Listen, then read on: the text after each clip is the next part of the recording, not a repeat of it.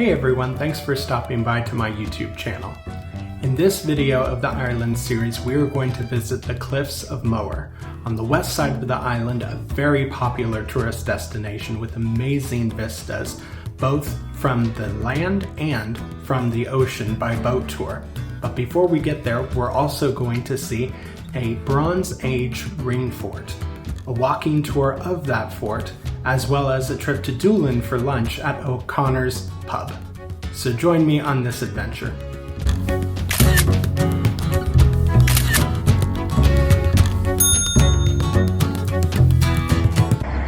I'm just walking down the road, see the people going by.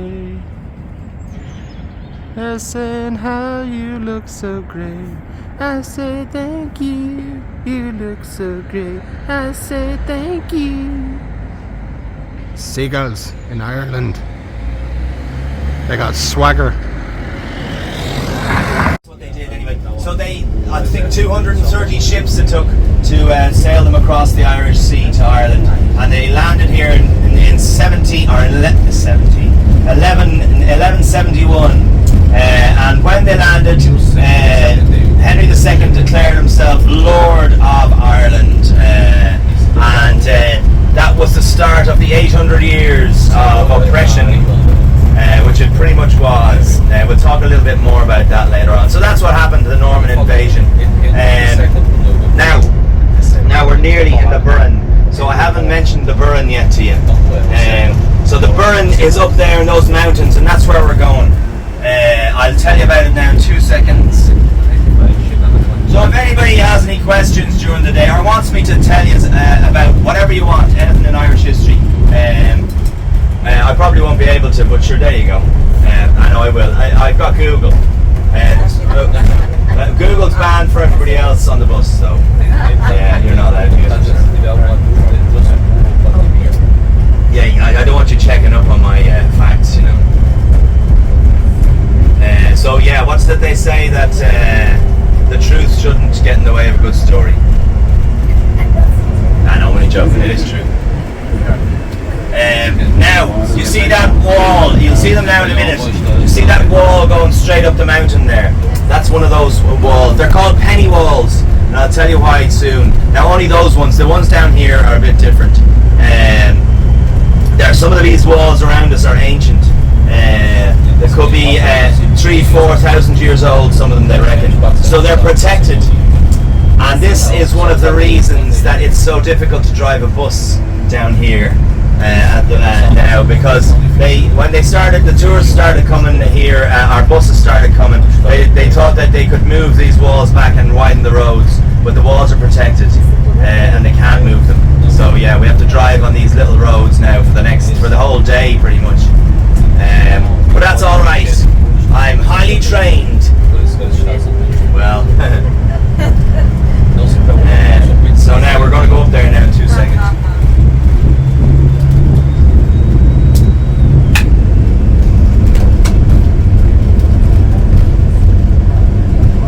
Now we're going to Boston apparently. I'd say that's the original Boston as well. That's where the name came from. It's up here. I've never been there. There is a place up here called Boston though. In fact, it's mad. There's a place in Wicklow that's called Hollywood. It's a small town in Wicklow. Now, it is actually the original Hollywood. And to prove the point, the locals there, they put a little Hollywood sign up in the hills above the town. So that they would rival the Hollywood in California. So actually it is the original Hollywood. I think back in the 19th century a fella emigrated to America and he started a Greyhound track in California and he called it Hollywood, and that's where Hollywood began. Now we're going up into the Burren. I have to tell you what the Burren is. When we're going up here, we're going to a place that is called Winterage. Now, the reason it's called Winterage is because this is where they winter their cattle. Now, it's the only place in Ireland that this happens. The rest of Ireland, cattle are too heavy. The sheep will stay out on the land during the winter. Grass still grows during the winter. We're quite a temperate climate. It never stays too cold long enough for the grass to stop growing. The odd time it would, but very seldomly, that the ground gets down to a temperature where the grass can grow. So the cattle though are brought in during the winter into slatted sheds because they're too heavy and they'll destroy the land really, because it gets much wetter in the winter obviously. Now there on the left you can see those bales, those black bales. They're wrapped in plastic. You'll see more of them now in a minute. So they're silage, and silage is just a there was a big gateway there, missus, you could have pulled into. It would have been much easier. So there's some more black silage over there on the right hand side. You can see the black bales. So it's fermented grass. You know, they could do 2 cuts a year of silage, and then they either wrap it up like that, or you can see it in a big, what's called silage clamp. It's like a big handball alley type thing, filled with grass and then covered with plastic, and they put loads of tires on top. And the grass ferments, and this is what the cattle are fed in the winter. So they're fed grass pretty much all year round, which is why we have the best meat in the world, arguably the best lamb in the world and the best beef in the world. So what they do here though is different. So I mentioned about the landscape. It's called a karst landscape. Now this is named after a place, I think it's a place in France called Karst, where there's big plains of rock there as well, limestone rock. You'll see it when we get up the top here. It's big sheets of limestone rock. It's a karst landscape. So when we get up here, there's not a hell of a lot of grass. The soil would only be very thin, but lots of plants grow on it. And this is what's very good for the cattle as well. Lots of different plants, not just grass. And they eat all of that as well. And there's lots of actually unique plants to the burn that only grow in the burn as well. And in fact, there's lots of Arctic plants. So seeds would come with birds and stuff from the Arctic, which is not that far away. And they germinate then here in the burn. And so we have a lot of Arctic plants as well. But the main thing is that the limestone actually it absorbs heat during the winter. Anytime there's sun, the limestone absorbs the heat and it holds onto it, and it kind of warms up the soil around it and helps the grasses to grow. And it also it keeps the cattle warm up there. So they leave the cattle out up there all the time. During the winter. There's probably a few up there now. We'll be going up there now in a minute though, because that's what you wanted. Oh goodness. Okay, this fella's a bit too big.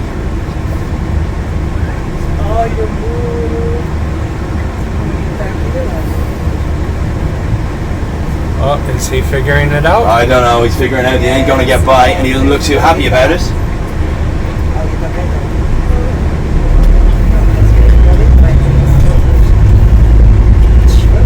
He could have gone in there, we would have fitted by there.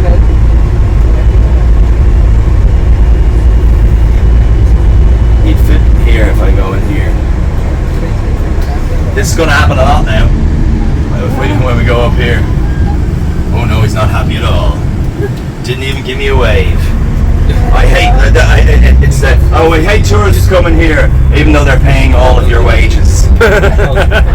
Yeah, we can't get down the roads anymore. Well, what do you want to do? Fly them in like a light aircraft. So, yeah, we're going to go up this road now in 2 seconds. Now you'll see. Okay, so yeah, a road. I'll tell you about roads, right? So a road in Irish is called a boher. Boher is the Irish for road. Now it literally means, well, bow means cow. So boher literally means a cow path. That's where the word road is. And there's lots of them here, cow paths. So they say that it was called a cow path or a boher if there was enough room for cattle to pass, one cow to pass the other, like a car would. They've called it a boher, called it a road. Now what we're going to go up is come on, will you? It's called a boreen or bohereen, which just means a small road. So yeah, it's about the width of the bus where we're going. Now it happened to me the first time I came up here. I don't know how, it was maybe 6 or 7 years ago.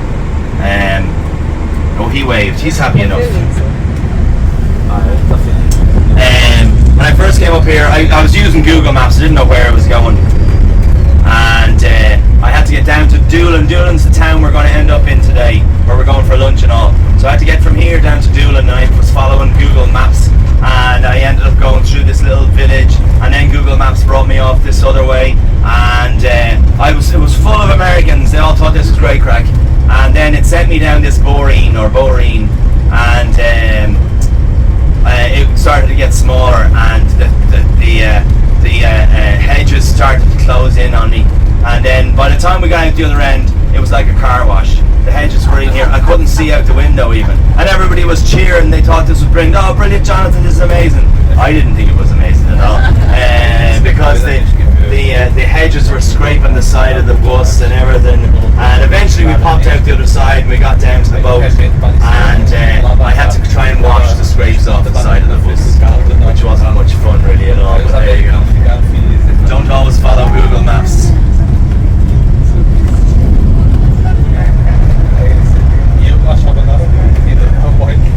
Well, it's a bit skinny.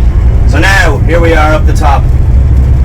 So this is the winter ridge up here. Now you can see the walls. These walls are amazing, I think. Look, there's different styles. Yeah, see that wall over there? Look at the way it's built. It's kind of vertically stacked, and you'll see them all over the place here. See over to the right here, they're vertically stacked. So these are different styles of, it's called dry stone wall building, and it's another art form that farmers pass down to their sons as they take over the land. And they all have their own style. So now you can see one here on the right hand side where there's vertical big stones and then they fill in the middle of them. That's another different style of it.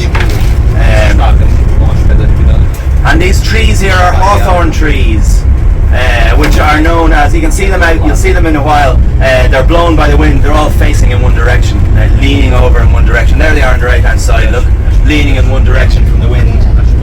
Hawthorn trees, they're known as fairy trees. You see them out on their own in the field. That's a fairy tree. You don't want to go messing with a fairy tree, or the fairies will get you. There you go, it's like a bit of a karst landscape there. Do you see on the right hand side where all the rock is, and on the left there, look, it's all stone there, and the little plants growing up in between the in the clints and the grikes.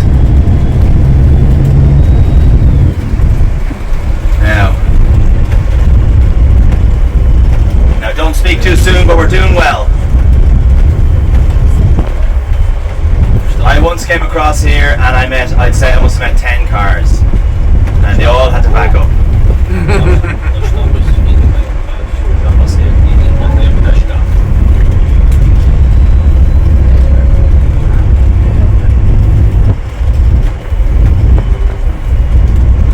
Now just as we go over the hill here, you'll see a dolmen, and here on the left, I think I remember seeing it, is it's kind of a stone circle. It's probably, no, it's not, it's further down a bit. It's probably it's been broken down a bit, but maybe we passed it, I'm not sure. But anyway, the dolmen on the other side, you'll see it as we go down the hill here. Oh yeah, the little stone circle is over here on the left. You can see it there. It's kind of you just see the circle of stone. That was possibly a fort there on the left there. Do you see that? And now the dolmen is down here on the right hand side. Now it's a small one. There it is ahead of us. Do you see? It's like a mushroom. So what that was is actually, that's not what the tomb would have looked like. That's the centre of the tomb.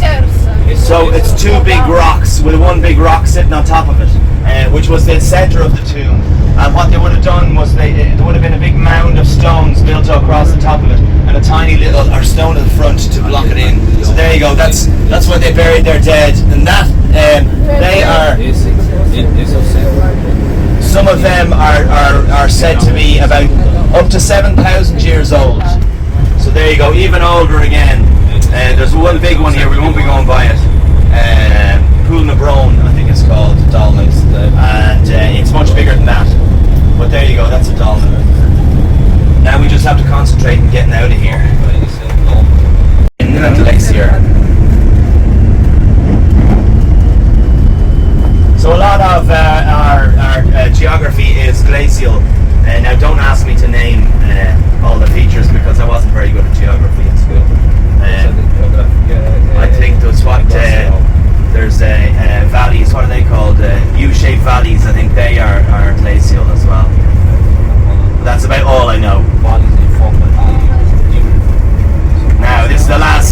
bit. This is a bit of a squeezy bit though. Yeah, the reason that the hedges are like that because we only cut our hedges from what is it now? From October, I think it could be, to March because of the birds, to let them nest in the hedges. This fella looks like he thinks I'm nuts. Yeah,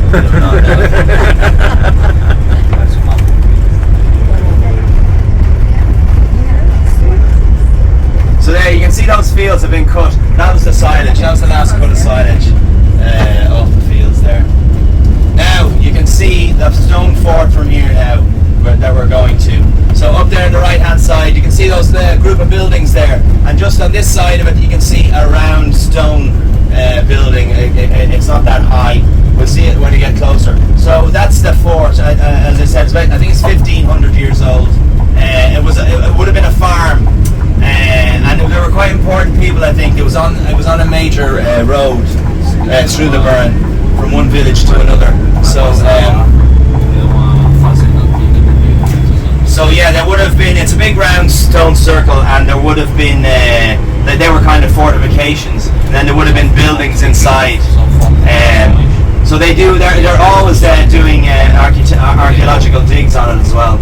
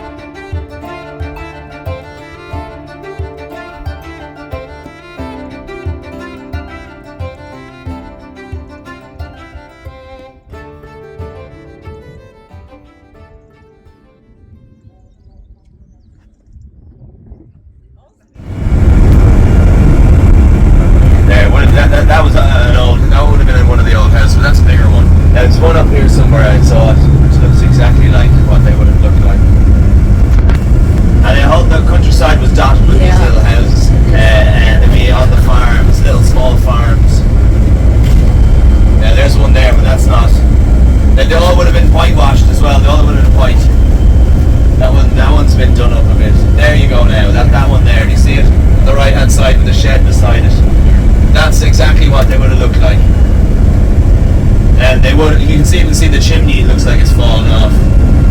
But they would have a little mezzanine in level in them. See another one here, but it's been done up as well. So the mezzanine level would be where you went and slept, and then down on the lower level is where you kept your animals and all during the night. They would have been let in, so it would have been a bit stinky in there as well, probably. Now, if you look down to the right hand side down there at the sea, that's Doolin Pier. That's where the ferry is going from to take you out. That's where we're going back to down there.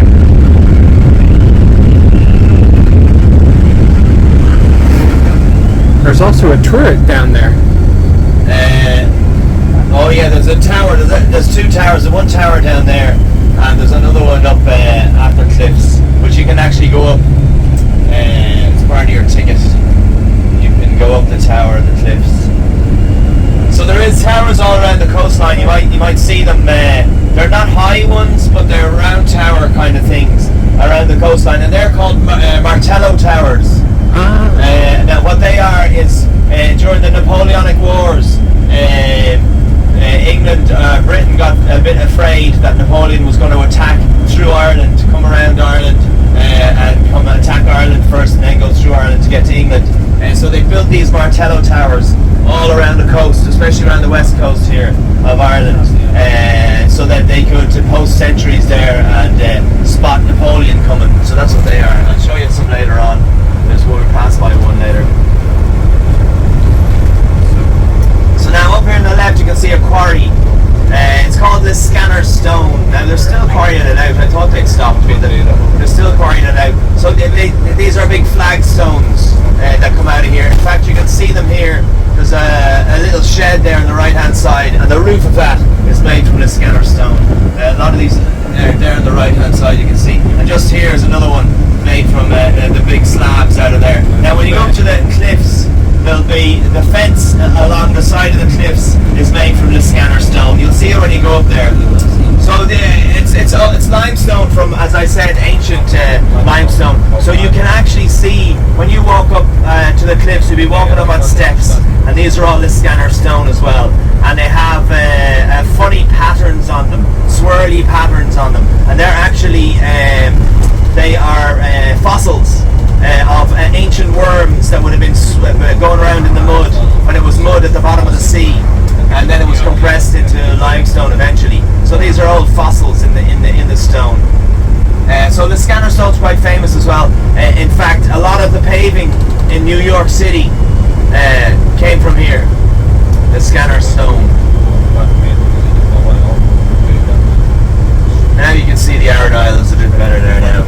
So the Arid Islands are also famous for the Aran sweater. I'm sure you've heard of Aran jumpers and sweaters. So they used to make them from the wool from the Irish sheep, which is a very scratchy wool. We have quite rough sheep here. What's he flashing at me for? There's plenty of room for two buses along here.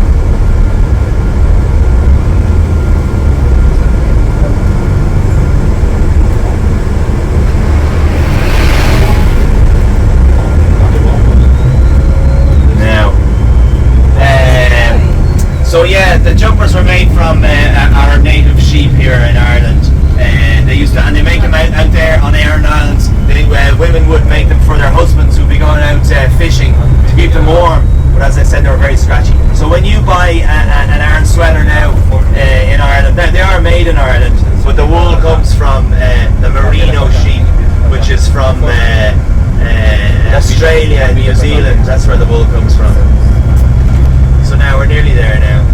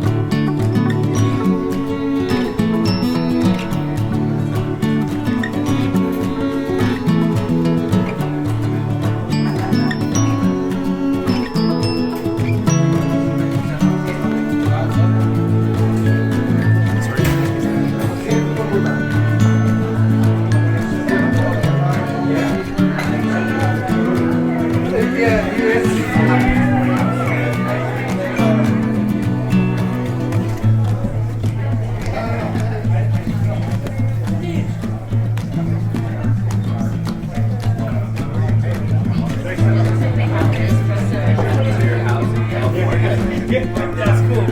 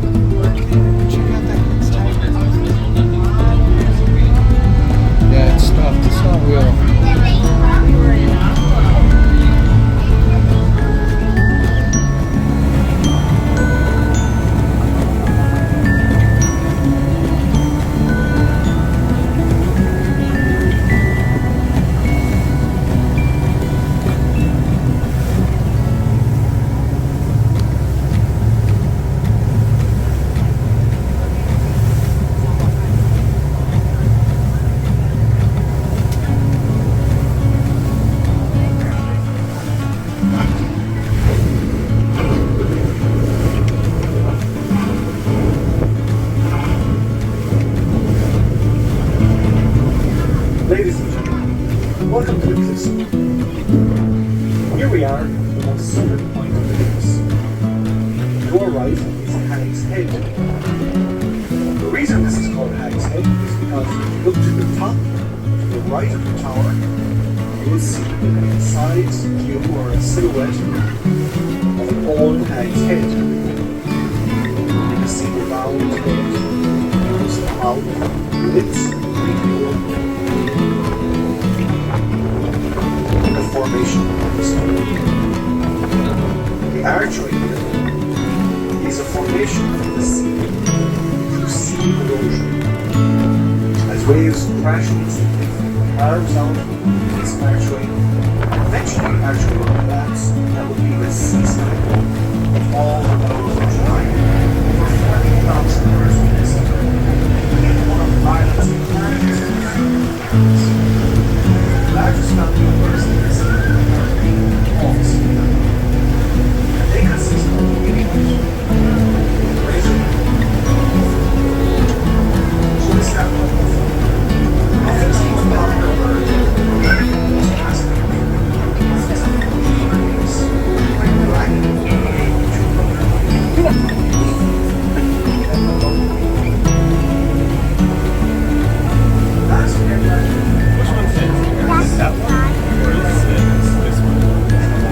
So imagine Dumbledore on the spire right there. It's attached Kelly, looking in toward that rock slide. That's where the cave was, where the rock slide is. Because when Harry and he left, they destroyed the entrance on the way out. Is that a river, right? It is September.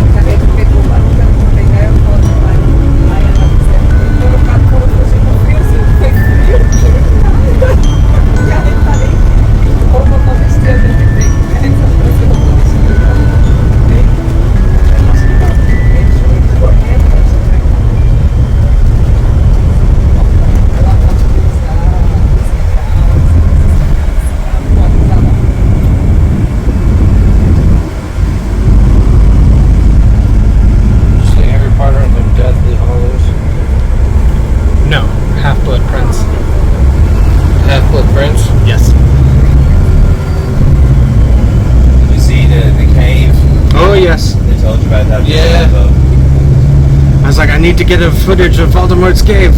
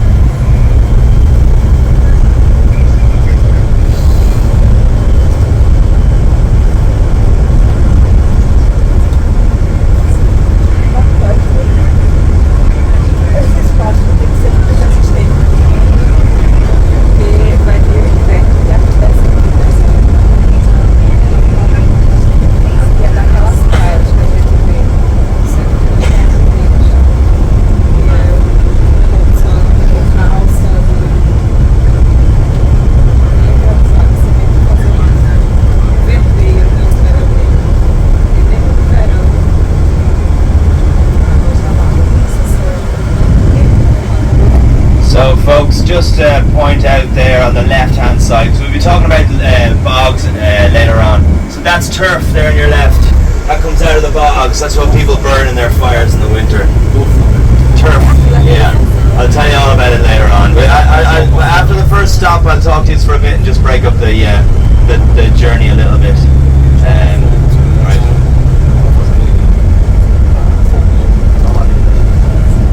So that stuff burns slow? And it all burns quite fast, actually. Really? Yeah. I hope you enjoyed watching this video tour of the Ringfort and the Cliffs of Moher. In my next video in this series, we will be doing a Viking boat and water tour of the city of Dublin, as well as taking a trip to the Guinness Storehouse, where over 7,000 people in a day visit, and most recently became the highest tourist destination beyond the Louvre in Paris and Buckingham Palace in London. So please look forward to the next video in this series, and I hope you will click like and subscribe. Okay, here we go. Oh, row the rattling bog, the bog down in the valley, oh. Oh, row the rattling bog, the bog down in the valley, oh. Well, in that bog there was a hole, a rare hole, a rattling hole, and a hole in the bog, and the bog down in the valley, oh. Oh, row the rattling bog, the bog down in the valley, oh. Oh, row the rattling bog, the bog down in the valley, oh. Well, in that hole there was a tree, a rare tree, a rattling tree, tree in the hole, and the hole in the bog, and the bog down in the valley, oh. Oh, row the rattling bog, the bog down in the valley, oh. Oh, row the rattling bog, the bog down in the valley, oh. Well, on that tree there was a branch, a rare branch, a rattling branch, branch in the tree, and the tree in the hole, and the hole in the bog, and the bog down in the valley, oh. Oh, row the rattling bog, the bog down in the valley, oh. Oh, row the rattling bog, the bog down in the